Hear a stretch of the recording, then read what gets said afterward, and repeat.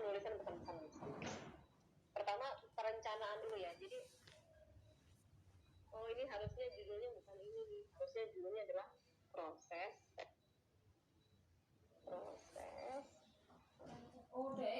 jelas ke 4 pertemuan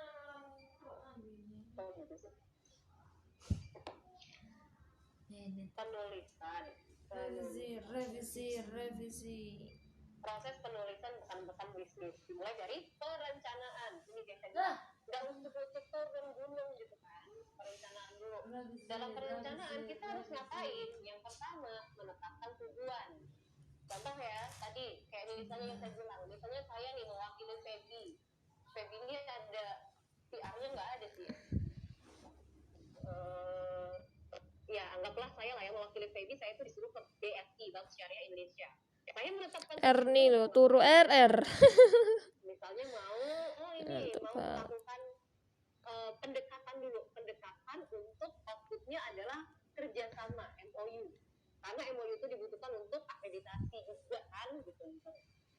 Berarti saya tetapkan dulu tujuan saya adalah satu, silaturahmi, ramah tamah, terus nanti saya mau mendekatkan atau mengarahkan mereka untuk bikin kerjasama sama UIN, MOU misalnya.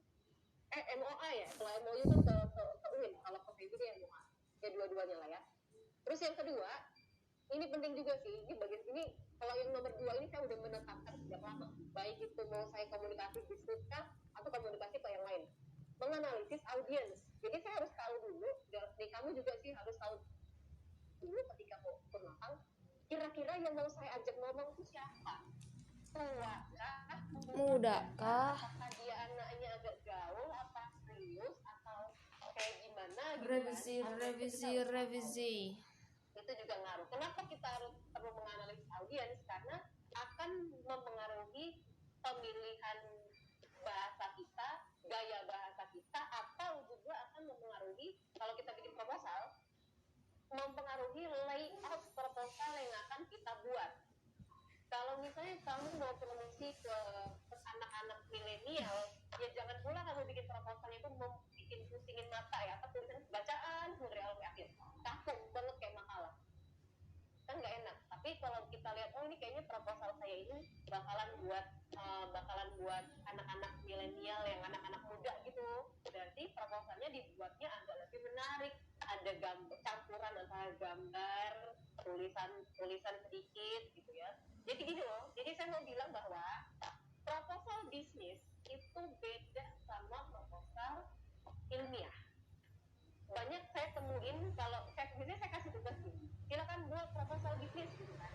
Nanti yang saya terima nih dari mahasiswa biasanya, waduh, gak ada menarik-menariknya sama sekali. Ya mungkin itu menarik, tapi dari segi layout itu beneran kayak ilmiah banget.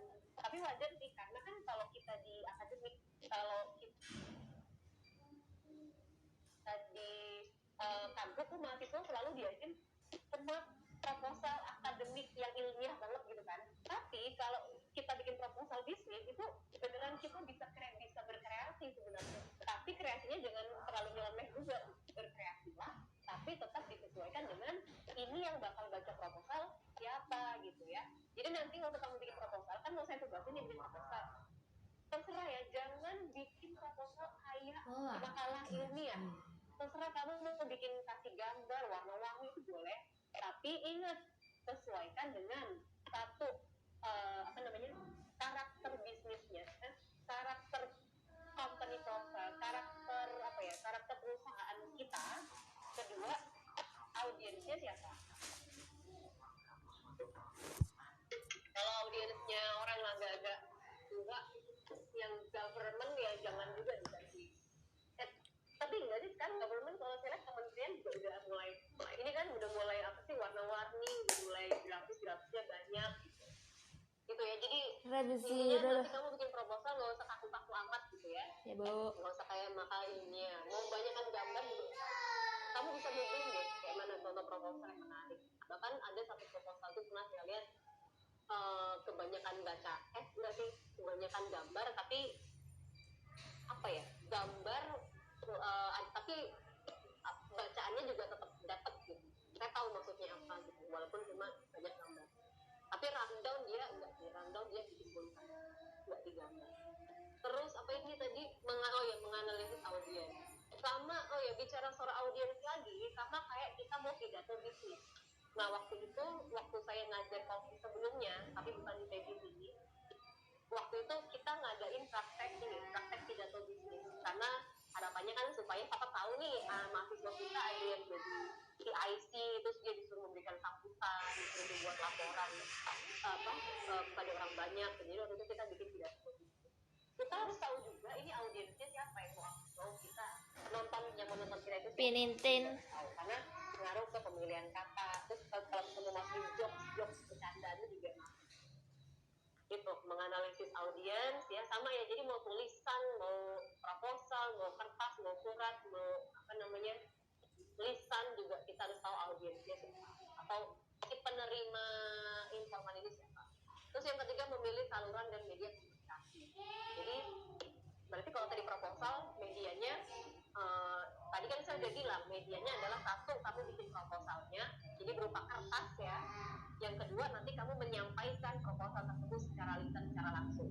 Jadi kan udah ketahuan tuh, berarti kemungkinan salurannya adalah satu, kertas proposal itu sendiri, berkas proposal sendiri, dan juga Zoom. Dan juga atau kalau kita nanti kayak saya bilang kan saya lagi ngusahain kelasnya bakal offline. Kalau offline berarti media komunikasinya yang langsung melakukan di kelas. Ini juga harus diketahui. Bentar, kayaknya ada kelewat deh, menetapkan tujuan deh. Menetapkan tujuan. Mengapa tujuan harus jelas, memberi informasi, kolaborasi. Ada kelewat ya, kita bisa jelasin.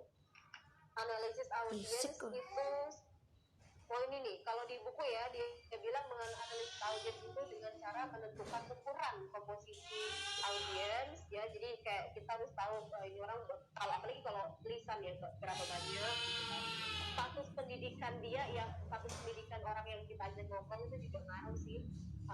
Status pendidikan, status ekonomi, sikapnya bakal seperti apa gitu.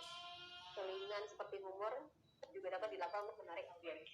Siapa audiensnya, posisinya siapa, ya kan kita beda dong ya kalau kita mau ketemu sama manajernya atau kita mau ketemu sama staff-staffnya, itu kan agak beda ya. Terus tingkat pemahaman, hubungan komunikator ya udah. Nah satu lagi, kalau mau bikin proposal atau ini ya dalam rangka perencanaan ini, kita tuh perlu tahu juga sebenarnya audiens kita tuh punya apa. Kayak gini kan saya mau kalian nanti mau praktek bikin proposal bisnis. Proposal bisnisnya itu diajukan kemana? Nah, orang yang bakal kita tuju itu, kamu juga harus tahu dong kepentingan dia apa, supaya proposal kita itu kita sesuaikan dengan kepentingan orang tersebut. Contohnya gimana nih? Contohnya proposal apa ya?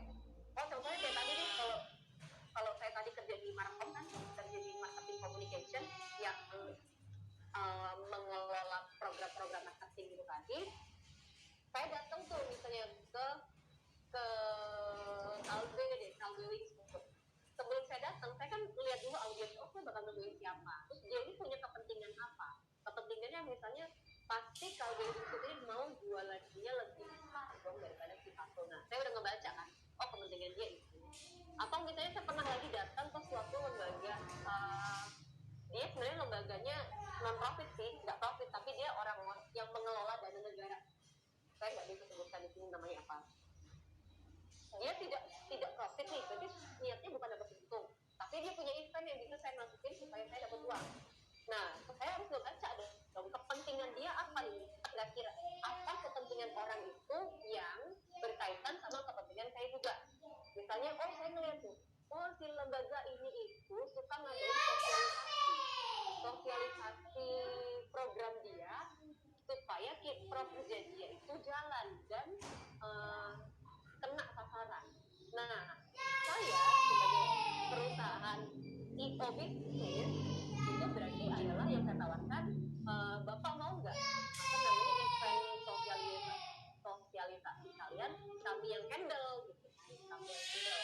Jadi bisa semuanya juga seneng gitu. Saya seneng karena saya dapat job dan dapat uang, mereka seneng karena kegiatan sosialisasi mereka terbantu.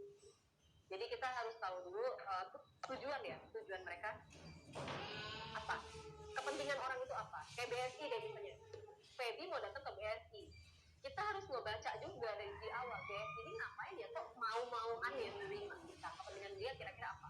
Oh ternyata kepentingan BSI itu satu, harapannya apa namanya, tasnya UIN itu atau tasnya Feby itu adalah yang ditaruh di BSI. Atau kedua, mereka juga ternyata punya program pendidikan di mana kalau kita kerjasama dengan mereka, mereka bisa memenuhi program kerja mereka. Jadi memang harus riset sih. Sama kayak nih, oh ya ini topik rumah saya ingat, jadi saya mau menyampaikan sih. Kalau kalian udah lulus, terus kalian mau ngelamar kerja, saya nggak nyaranin sih, ya memang bener kalian harus sebar lamaran ke berbagai perusahaan gitu. Oh yang mana nih yang nyantol kan gitu kan biasanya kalau yang fresh graduate. Tapi ketika kalian itu bikin surat lamaran, apalagi udah dipanggil wawancara, jangan ngeblank banget gitu. Jangan malu-maluin dengan ya udahlah saya pasrah terus akhirnya kamu datang, itu nggak gitu sih. Ini kayaknya materinya nanti mau saya jelasin di baju wawancara. Yang perlu kita lakukan adalah riset dulu dong, searching dulu itu apa, atau perusahaan yang kita masuki itu apa gitu, apa, baca dulu lah profilnya gitu. Ini kejadian juga, kenapa saya bilang kayak gini, karena saya suka kesel, saya tuh suka kesel dengan saya kan di luar juga punya lembaga ya, bukan lembaga, semacam organisasi alumni penerima beasiswa. Saya ini cuma alumni penerima beasiswa, bukan pemberinya. Terus kami suka membantu sih, kami suka bantuin anak-anak Lampung yang memang mau dapat beasiswa. Waktu itu saya aktif di kegiatan itu 2 tahun yang lalu lah. Jadi saya dan teman-teman itu suka membantu kalian kalau mau dapat beasiswa, yuk boleh dong konsul. Tapi kebanyakan anak-anak yang mau dapat beasiswa ini, katanya mau dapat beasiswa, itu beneran dengan otak kosong nanya ke kita, kami mau dapat beasiswa. Terus saya tanya, beasiswa yang mana? Dia apa? Dia tidak bisa jawab, dia nggak bisa. Saya tanya kampus tujuannya apa, dia bilang mau kuliah UIN. Loh, mana ada beasiswa kita ini mau ngasih beasiswa ke UIN Lampung? Ya orang tua beasiswa ini adalah memberikan beasiswa ke luar negeri dan dalam negeri yang top gitu. Jadi itu sih intinya adalah sebelum kita maju turun lapang, tolonglah dibaca perencanaan dulu. Ya salah satunya sama kayak kamu mau ngelamar kerja, ya kamu baca dulu lah company profile-nya. Jadi kalau ditanya, lo tahu gitu, iya perusahaan GGP misalnya ini dia apa namanya Nas gitu kan, tapi tidak hanya Nas aja, kamu udah tahu dia punya produk lain. Terus dia kayaknya impor, nggak main ya ke distribusi ke Lampung, kamu udah tahu gitu posisinya di mana, cabangnya berapa, setidaknya kamu udah searching lah gitu ya. Itu out of the topic sih, tapi itu penting menurut saya. Terus apalagi nih, itu tadi ya, proses penulisan lebih satu perencanaan, menetapkan tujuan, kita analisis audiens, memilih saluran. Yang kedua pengorganisasian. Pengorganisasian ini penting karena gini loh, biasanya kalau orangnya, ini balik lagi ke karakter orang kalau pengorganisasian. Kalau dia orangnya pragmatis, perfeksionis, udah saya nggak perlu repot lagi lah ngejelasin masalah organisasian. Pasti dia udah dalam menyusun proposal itu pasti udah rapi. Nanti kalau di kantor dia beneran mau filingnya itu rapi. Tapi kalau orang yang sanguinis biasa orangnya nggak terlalu rapi, dan ya udahlah maju aja dulu. Tapi sebenarnya ada beberapa hal yang bisa kita peroleh jika kita mampu mengorganisir dengan baik. Misalnya, kalau kita pengorganisasiannya itu baik, maka ketika kita turun lapang, kita tuh nggak terlalu bertele-tele loh ngomongnya. Bertele-tele penting sih, kadang bahasa-bahasa penting. Saya nggak ngalor ngidul kanan kiri, tapi hasilnya nggak ada. Jadi satu, dengan organisasi yang baik, pesan apa ini akan menyebabkan pesan tak terus, maka kita akan terhindari satu hal yang bertele. Surat juga itu, kita bikin surat nggak terlalu tapi saya bertele. Kedua, Murup. memasukkan kita Masih terhindar murup. dari bahan-bahan yang relevan. Jadi kita ngomongin tuh hal yang relevan aja. Terus kita menyampaikan ide-ide juga secara logis. Kemudian terakhir informasi penting itu beneran tersampaikan. Jadi nggak lupa ya, yang pentingnya sudah kita sampaikan. Gimana caranya? Salah satunya adalah, ini salah satu tips ya, supaya ini khususnya dalam hal lisan nih. Saya mau ngomong tips pengorganisasian ketika kita mau menghadapi komunikasi lisan. Kita bisa bikin outline. Ini aja saya pakai outline loh. Ini kalau nanti kita di kelas, saya tuh sering kalau ngajar sering bawa kertas-kertas kecil kayak gini. Isinya tuh outline. Outline ini isinya adalah kayak saya tuh bikin ini kita bahas ini. Jadi kayak cue card lah ya. Kalau MC itu ada cue card, nah itu. Kamu juga bisa nanti kalau presentasi, kan nanti saya nggak ketika kamu presentasi kan nggak, saya bolehin kalian bawa catatan kan, bawalah outline, jangan pula satu berkas proposal kamu bawa semua, tapi kamu bisa bawa outline. Itu apa sih? Poin lah, poin yang mau disampaikan apa aja, catatan kecil yang mempermudah kamu, yang membimbing kamu untuk ngomong apa aja. Bikin outline. Ini ya, salah satu cara pengorganisasian yang baik adalah dengan membuat outline. Lalu apalagi tadi ya, outline sudah. Oh ini ya, outline. Oke, terus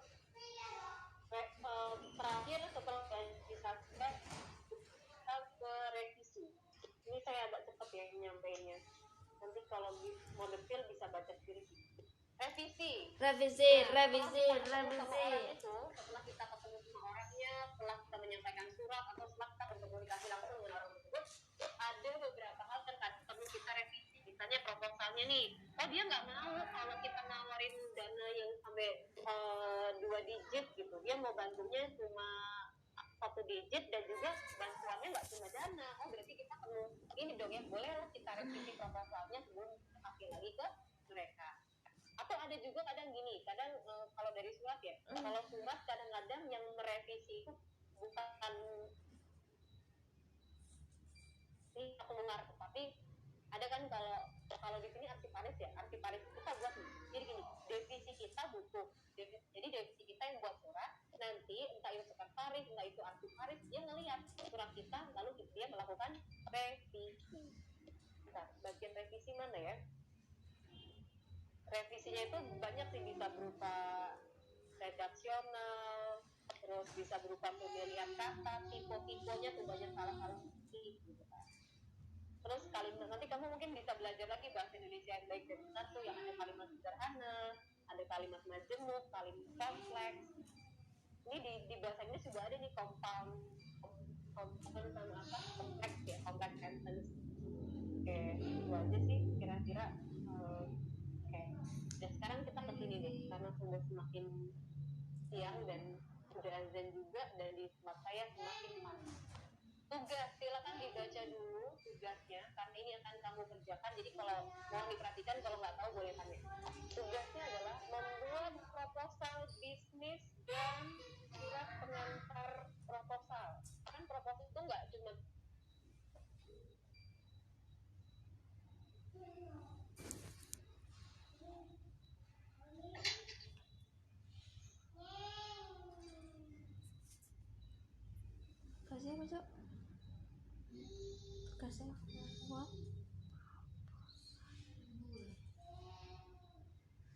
kekuatan harga dari kue yang tidak tetap, kelemahan harga termasuk kelemahan tuh. Iya. Maksudnya harga apa ya? Harga apa? Ya dewe nak jual harga jual dengan harga yang tidak tetap. Maksud tidak tetap sih jualnya? Ya nenek barang-barangnya naik. Oke, maaf ini putus. Kita lanjut lagi ya. Iya, kelemahan. Tiba-tiba jaringannya Juga ancaman nggak sih bahan baku? Udahan ya. Intinya bikin proposal bisnis.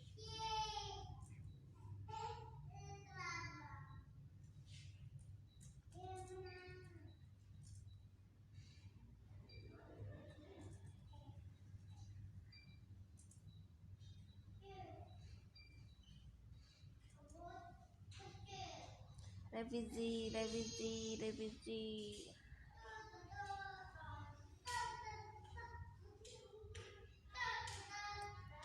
Takkan lelah.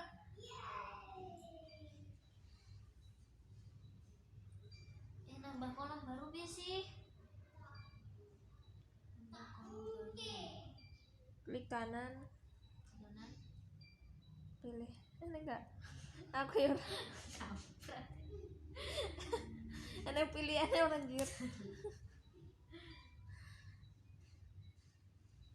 Wes seru sih.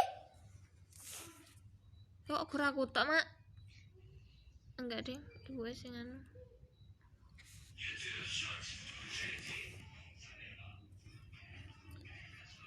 Shalalalalala.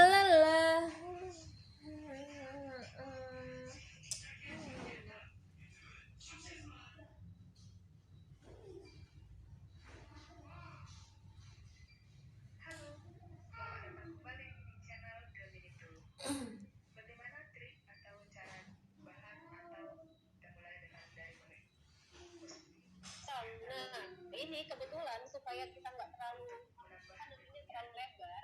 Jadi kamu bentuk kelompok dulu. Ini berapa? Kelas E ada berapa? Kelas F ada berapa? Nanti infokan ke saya ya. Kelas F ada berapa? Kelas E ada berapa? Karena hari ini belum kirim data terakhir. Satu kelompok nggak usah banyak lah. Satu kelompok itu isi 4 cukup maksimal. Satu kelompok maksimal 4. Nanti biasanya ada yang WA nih nanya. Oh, jadi satu kelompok ada berapa kelompok? Ya pokoknya terserah. Pokoknya satu kelompok itu ada 4. Jadi kalau 36 kan berarti 9 gitu kan. Kalau 35 total mahasiswa 40 kan berarti ada 10 kelompok. Pokoknya atau Ini boleh 3 3. juga boleh deh. 3 orang boleh. Pokoknya enggak ngitung. Ayo udah duduk. Delok kayak gue pembagian nih. Apakah Yang saya tahu iya circle kae jijik banget. Aku sih mak jadi sekretaris ngopo. kelas E ya sama kelas E, kelas F. Kedua, ini temanya udah saya tentuin dan kamu bisa pilih. Nah, ini perusahaannya pengajar saya buat real ini beneran ada gitu. Jadi nggak ngayal. Jadi kamu bisa searchingnya enak. Gimana sih untuk bisa bikin site? Ini dia. Jadi kamu pilih salah satu. Boleh milih ya. Ini opsional. Kamu bikin proposal ke ya, ini ke tujuannya. Bisa ke Google Forms, bisa ke Udsjasera, bisa ke Halovina. Kamu pilih yang mana? Ini sekedar info. Google Forms itu dia perusahaan lembaga bahasa Inggris. Lembaga les bahasa Inggris. Kalau Udsjasera, kamu pernah lewat nggak depan Transmart? Itu kan depan Transmart itu ada ini tuh, ada besar. Nah, itu namanya Udsjasera. Silakan kamu sebagai perusahaan ya, jadi posisinya ini posisi kita gimana, coba didengerin dulu ya. Kita bikin proposal sebagai perusahaan, bukan perusahaan ini ya, bukan ketiga perusahaan ini, tapi perusahaan lain yang mengajak Udsjasera berkolaborasi. Misalnya apa? Ada yang bisa bayangin nggak? Kalau Udsjasera berarti kolaborasinya apa? Misalnya perusahaan kamu adalah perusahaan kuliner ya, yang mau buka booth di Udsjasera. Atau misalnya kalau Google Forms berarti kamu misalnya kamu adalah sekolah yang mau ngajak kerjasama sama Google Forms untuk ngajarin bahasa Inggris di sekolahan tersebut.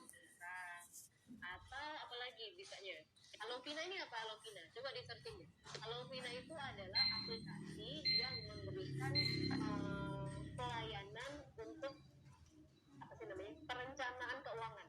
Jadi Halovina ini adalah konsultan perencanaan keuangan. Jadi kan banyak tuh orang yang gajinya gede, utang misalnya, punya masalah keuangan kan. Nah, Halovina ini menyediakan jasa konsultan. Atau yang gajinya kecil, nggak pernah cukup, kalau ngapa-ngapain, nah itu bisa juga. Atau yang pengen nabung tapi nggak bisa, Halovina menyediakan jasa konsultannya. Kira-kira apa? Kalian sebagai pihak luar yang bekerja sama dengan Halovina gitu. Misalnya dengan apa? Bikin proposal Halovina menjadi konsultan di perusahaan kalian. Jadi kalian mau ngide ya.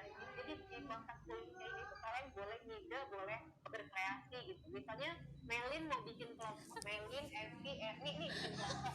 Misalnya apa nih? Pura-puranya Melin, Evi, sama Erni perusahaan apa? Misalnya pura-puranya Melin, Evi sama Erni ini punya sekolah deh misalnya gitu.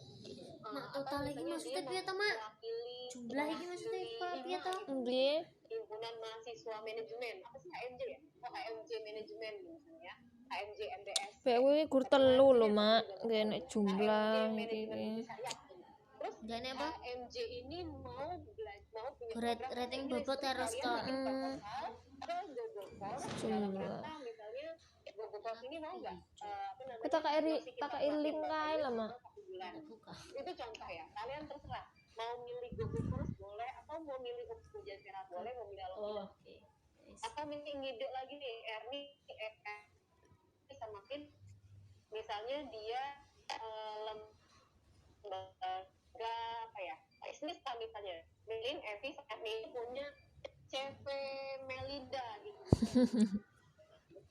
CV Melinda ini perusahaan catering misalnya, terus catering mau kontak Alokina bekerjasama untuk apa? Untuk menjadi konsultan bisnisnya Melinda Group gitu misalnya. Jadi kita mau act like kind of business terserah, tapi tiga ini adalah objek audiensnya. Jadi balik lagi ya, kalian bukan jadi tiga ini, tapi 1, 2, 3 yang merah, kuning, hijau ini adalah objek yang akan dikirimi proposal atau objek audiensnya. Mau pilih yang mana terserah. Kamu nyamannya mau dengan lembaga Forms atau food court atau lembaga konsultan keuangan terserah. Kami di sini ada yang mau bertanya nggak? Cukup, Bu. Mungkin. Oh, bentar. Siapa silakan langsung aja ditanyakan. Langsung saja disampaikan pertanyaannya.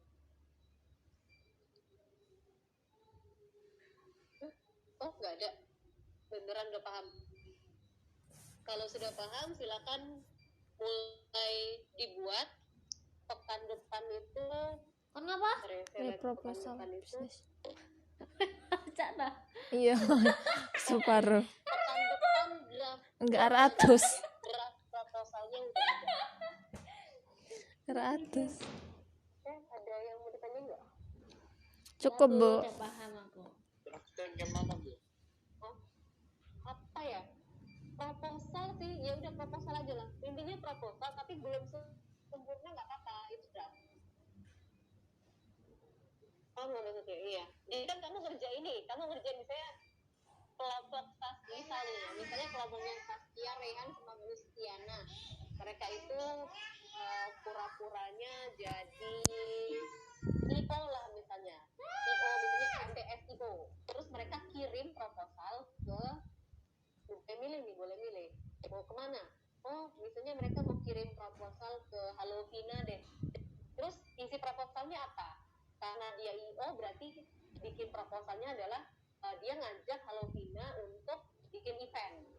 Bikin eventnya itu di kampus-kampus, di beberapa titik di kampus. Eventnya tentang seminar keuangan gitu. Seminar tentang perencanaan keuangan, dan syaratnya mereka harus download aplikasi Alokina. Jadi intinya kalian bentuk kelompok, dan setelah bentuk kelompok kalian pikirin mau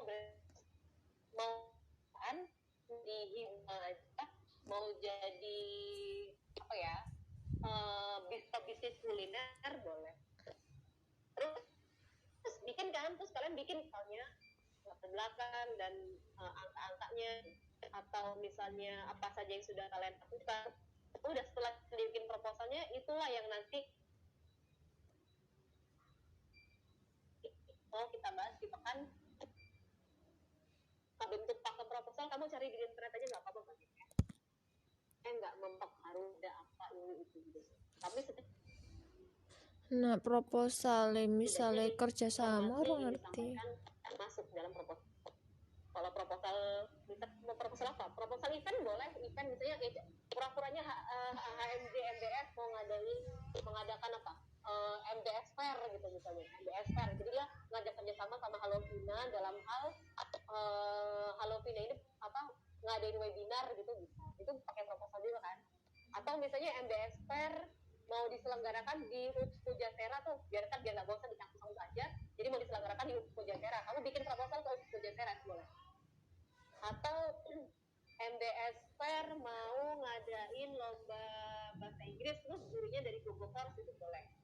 Jadi langkah pertama, kamu kalau misalnya mau pilih tujuannya yang mana, kamu dulu Hello Vina itu apa, ada kok di Instagramnya. Google Forms itu apa, ada di, makanya saya sengaja ngasih objek memang ada beneran bisnis supaya kamu benar belajar. Oke, kira-kira gitu ya. Ya, Bu. Bisa dipahami. Nanti kalau ada pertanyaan nggak apa-apa disampaikan di grup aja kalau ini. Jadi pekan proposalnya udah ada. Masa seminggu sih? Mungkin belum 100% sempurna. Oke, jangan masih offline ya. Setidaknya udah 80% jadi lah ya. Oke, terima kasih untuk kesempatan siang hari ini. Sebelum saya akhiri, saya mau screenshot sebentar karena hadir yang ada, saya belum mau tanya gimana, jadi sebentar saya screenshot dulu ya. Buat kamera nggak? Nggak usah.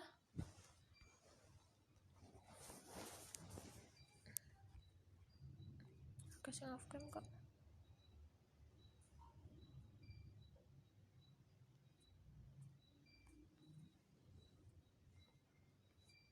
Satu, berapa halaman? 2, 3.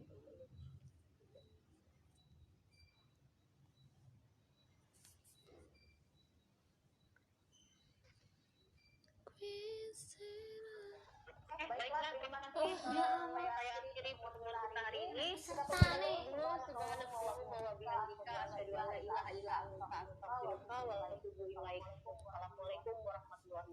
Waalaikumsalam warahmatullahi wabarakatuh. Terima kasih, Bu. Entar masuk. Wis ke SS orang. Enggak. Kok gak ada orang ke SS? Tapi yang peserta